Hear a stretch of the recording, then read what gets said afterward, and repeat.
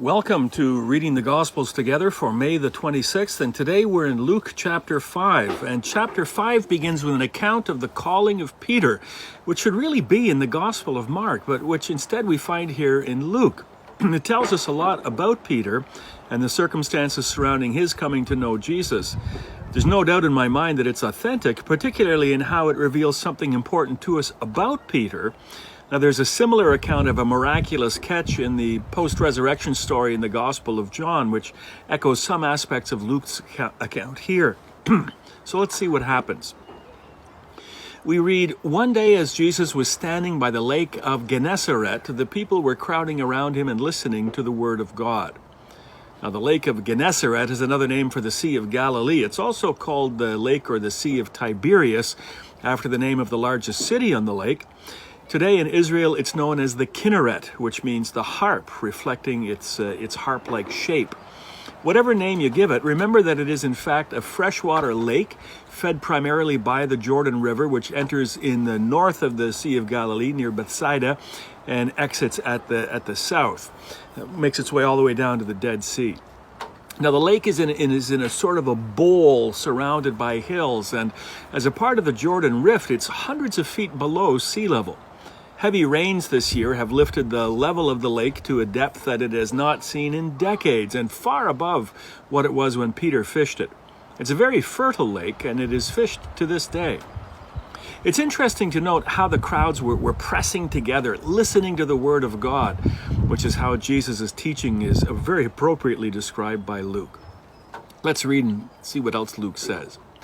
"Jesus saw at the water's edge 2 boats left there by the fishermen who were washing their nets.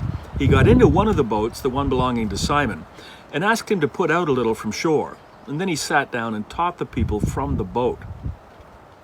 So the time for fishing is over, and they're now in the heat of the day, and the fish will have gone deep. The Sea of Galilee is quite deep. And fishing in the Sea of Galilee was done by casting out nets and letting them drop around a school of fish, and then they would drop and surround the fish, and then you haul them in. You're not scraping the bottom. And fishing this way means that you catch fish which are within about 10 feet or so of the surface, but no deeper. And the fishermen are tending their nets, and they're preparing for the evening fishing time. Now, we learn too that Simon, as Peter is also called, is owner of his own boat, not just an employee of a larger concern. Jesus asks him to put out from shore so the crowds could hear him.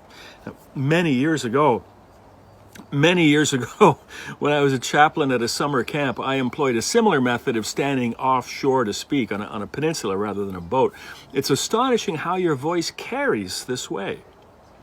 Now, when he had finished speaking, Jesus said to Simon, "Put out into the deep water and let down the nets for a catch." Now, Jesus is no fisherman. You're simply not going to catch fish this way, and Peter lets him know. Simon answered, "Master, we've worked hard all night. We haven't caught anything. But because you say so, I will let down the nets." There's lots going on there. I love the way that Peter begins by calling Jesus Master, a term of respect and authority, but then immediately begins to argue. "We've worked hard all night and haven't caught anything." And then reluctantly, "Because you say so, not because I think this is a good idea, I will let down the nets." You can just imagine Peter thinking, "And we won't catch a thing." But we read, "When they had done so, they caught such a large number of fish that their nets began to break." Notice, when they had done so. It's not just Peter alone, but at least one other, likely Andrew, gone out in the boat with him. The catch is miraculous. It's abundantly miraculous, threatening to break the nets. Again, plural. More than one fisherman's at work here. So they signaled their partners in the other boat to come and help them, and they came and filled both boats so full that they began to sink. Now, we learn here that they're in a fishing partnership. The next verse tells us with who? James and John, sons of Zebedee, who also become disciples.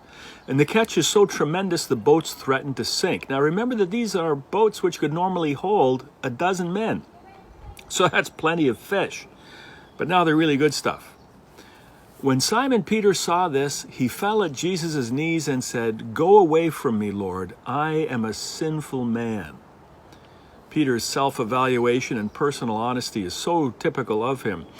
Maybe that's why Mark chose not to include this story. It may not have sat well with an audience composed of people for for whom the Peter they knew, the mature Peter, was the very archetype of faith and the model for them all. But Luke has no such reservations, and nor does Jesus. Then Jesus said to Simon, "Don't be afraid. From now on you will fish for people." So they pulled their boats up on shore and left everything and followed him. Now, Jesus knows Peter's limitations, but he calls him to follow nonetheless. And he knows yours too. And he calls you to follow nonetheless. What a wonderful story. Now, the other events in this chapter we've covered in our Matthew and Mark studies. This story, though, was unique to Luke. And tomorrow, chapter 6, Luke's presentation of the teaching of Jesus, which in Matthew we call the Sermon on the Mount. Let's see how Luke sets the scene for Jesus' primary teaching. We look forward to seeing you then.